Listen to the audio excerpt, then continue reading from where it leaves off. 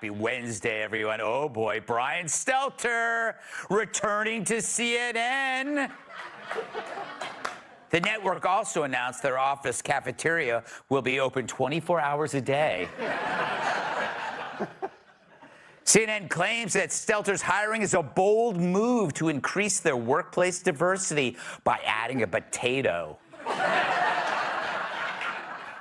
And who better to cover Joe Biden's last days than a vegetable? You know, Brian claimed that getting fired was the best thing that ever happened to him, even better than getting married, having kids, or when Wendy's created the Baconator. It's a good sandwich. Fun fact, after being fired, Stelter said he had moved to a horse farm. But now that he's finished eating, he's ready to return to work.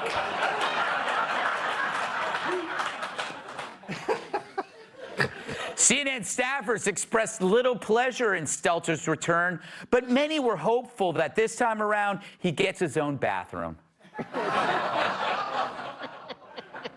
Stelter will once again publish a reliable sources newsletter, but also get his own streaming service, CNN Plus Size.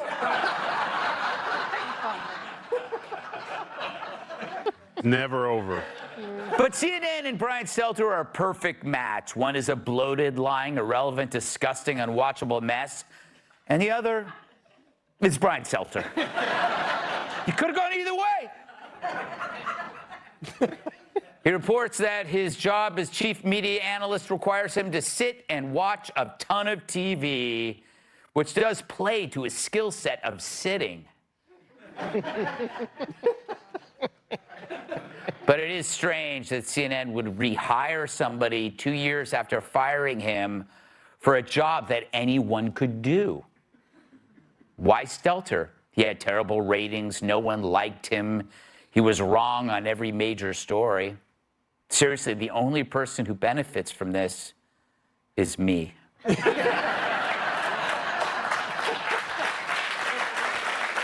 you. Thank you, CNN. And finally, in other news, scientists have discovered a donut-shaped region of the Earth's core where seismic waves travel more slowly than in the rest of the core. Did someone say donut? All right. We're going to have more on him later. God knows there's a lot you can put on him. So Donald Trump gave an interview to scientist Lex Friedman yesterday. Now, it may not be the biggest news, but it does tell you that Trump's not only willing to talk about his policies, but he'll talk to anyone, everyone, at any time. He'll put everything out there, answer any questions so you know who he really is. Now, compare that to Harris. Imagine if they were real estate agents. Trump would take you on multiple house tours, show you every nook and cranny, the shower heads, the basement, the utility room. He'll show you the servant's entrance, which isn't a euphemism, and the mudroom, which is. He might never shut up as he points out the woodwork in the crawl space as you get more than ever you ever wanted to know before making an offer. Now, compare that to Harris. If she were the agent, all you'd have is a single picture on the website, and it might look like this. But when you go to see it, it looks like this. See, Trump not only has nothing to hide, it wouldn't matter to him if he did.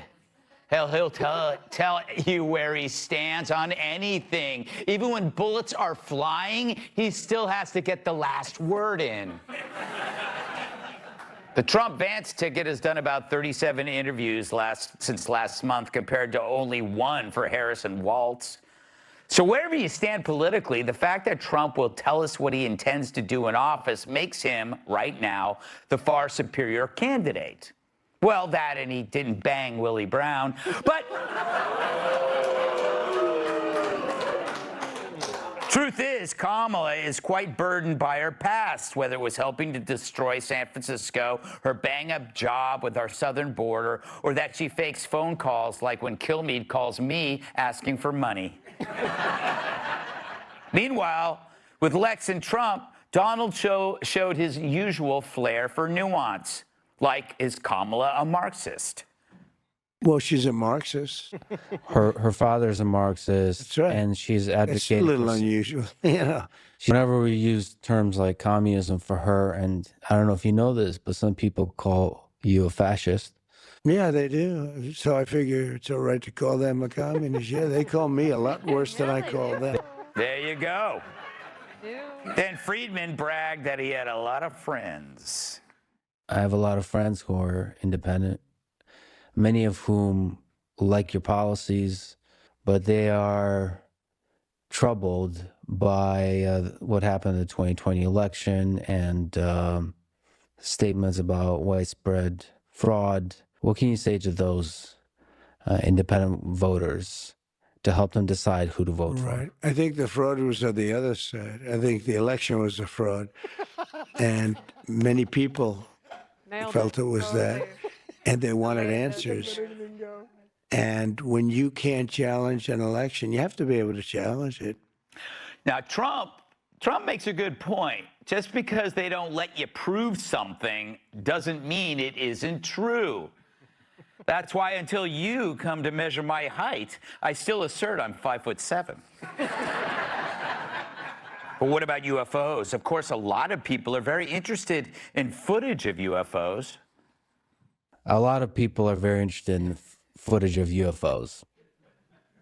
The Pentagon has released a few videos, and there's been anecdotal reports from fighter pilots. So a lot of people want to know, will you help push the Pentagon to release more footage, which a lot of people claim is available? Oh, yeah, sure, I'll do that. I would do that. I'd love to do that. I have to do that. See? Now, it's not clear if Trump really believes in UFOs, but he sees it's an apolitical issue where just being curious is a sure win. Because we all want to know, for example, are anal probes all they're cracked up to be? I'm still not convinced, aliens. Prove me wrong. Trump also suggested he'd release Jeffrey Epstein's entire client list. It's just very strange for a lot of people that the list of clients that went to the island has not been made public. Yeah, it's very interesting, isn't it? Probably will be, by the way. Probably. So if you're able to, you'll be... Yeah, I'd certainly take a look at it. Yeah. Maybe, finally, all those famous libs who claim they'll leave the country if Trump wins actually will.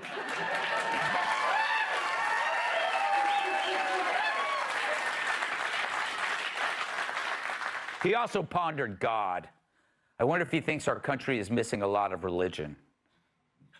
I think our country's missing a lot of religion. I think it really was a much better place with religion. It was almost a guide, you know, to a certain extent it was a guide. You want to be good to people. Without religion, there are no guardrails. I'd love to see us get back to religion, more religion in this country. You know, he's right. Praising God sure beats worshiping a golden cow. Now, I had to get out of there somewhere. Lex also asked Trump if he thought much about death. I wonder if it is what it is. It is what it is. Say that to my urologist every month. But you also can't argue with Trump's assessment of life. And, you know, to a certain extent, life is what you do while you're waiting to die, so you might as well do a good job.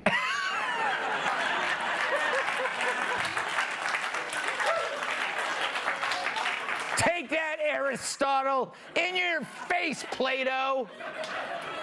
Trump pretty much sums up the meaning of life in his own way. Calm, thoughtful, no political bullshit, a little harsh, maybe. Just a billionaire everyman. The guy that Americans relate to far more than what's become of the Dems. I mean, look at their candidate. which her party is happy to hide, because transparency would only reveal a vast nothingness, a lonely cackle in the wilderness. A career hack that hides her views and led a palace coup against her boss. And yet it's Trump, the known quantity, who's the risk. But God forbid you be objective over him, because that'll only help him. For some reason, the mainstream media, what are we, 9 years in to Donald Trump's era in American politics, still doesn't know how to cover Donald Trump. And their objective, and I put that word in quotes, their objectivity actually is not objective at all. It ends up playing to Donald Trump's advantage every day because they are so numbed by the hate. Okay, let me translate those anuses. If we play up the threat enough, then we don't have to be objective. It's a circular argument for retarded people. When I tell you being unbiased is wrong, I'm actually being biased when I say it, but that's okay because being unbiased is wrong. You follow? Nope. Neither do I. Meanwhile, they ignore the fact that the guy they claim is an unforeseen danger will talk to anyone who will listen. Remember, it was Trump who actually went and talked to Little Rocket Man, who told NATO and China to pay up, who told Mexico to knock it off. This was the Donald Trump who would actually talk to you and not have the media do it for him. Let's welcome Adam Duss! He's a political force who got kicked by a horse. Washington Times opinion editor, Fox News, she's known by one name, like Cher, Madonna, and Salmonella. Host of the Kennedy Saves the World podcast, Kennedy. Even after COVID, audiences insist he wear a mask. Writer and comedian Joe DeVito. And he didn't vote for Biden, and he still stayed black. New York Times bestselling author, comedian, former Jimmy.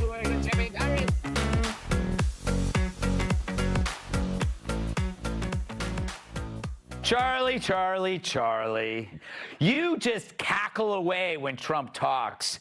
And why is it? It's a natural inclination. Why do you find him, I find him hilarious, but people listen to him and their steam comes out? I think it's because we have both spent our lives in the media. Mm-hmm. I've spent my entire adult life covering politicians who are so full of all the time. And for the first time, somebody comes along and actually says things that not everything he says is true, but he does say things that is true, which is better than any other politician. Everything they say is a lie, except for this guy. And he says, and you know what? That interview, it was a fascinating interview.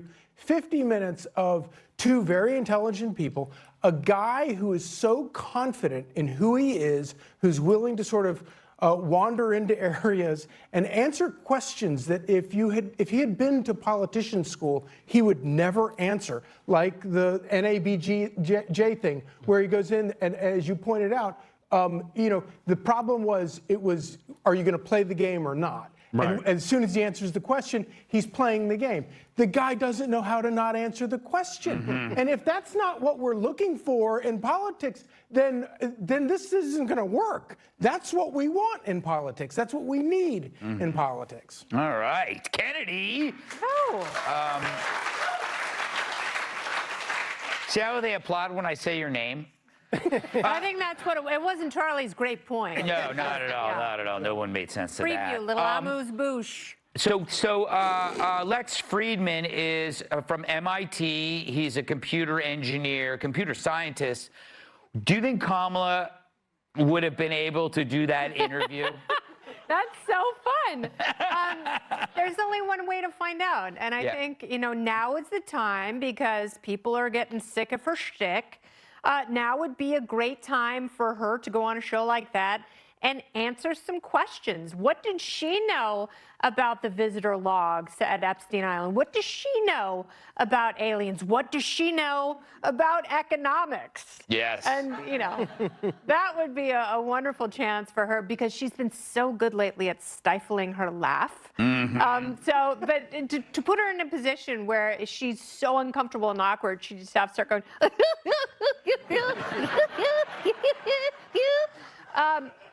but every time Trump does an honest interview like that and talks about things that set you up to talk about anal probes, which I think is really, you know, the gift we've all received tonight. Hopefully a little something later from the grades, if you know what I'm saying. It's another chance for Tim Walz's family to defect and more of them to join Team Trump. Yeah, a whole group of Waltz's family just endorsed Trump, which is we just heard about, which is pretty hilarious, Joe. They talked about. Oh, thank you. Applause for me, not for anybody else. Joe, they also talked about drugs. Were you surprised by Trump's response? I didn't keep it in here in the thing, but he basically said, "Yeah, drugs, medical marijuana." He talked about medical marijuana. Yeah, he doesn't care. No, he doesn't care. The only intoxicants he gets near is if there's any hairspray that he inhales by mistake. I thought it was a great interview. He was calm. He talked over the policy he wanted to. I think it's hilarious where Lex Friedman will say, well, what about the aliens? And Trump's like, yeah, sure. Yeah. Sure. You want to see that? No problem. Yeah. Did Bigfoot shoot JFK? We'll take a look at it. Like, he's not just covering anything up. Plus, he would be a one-term president, so he's gonna let all that stuff come out if he gets elected again. I think the most important thing I learned from this was, could Kamala Harris sit down for an unscripted, casual talk like that? Could she do an hour? Could she do 15 minutes?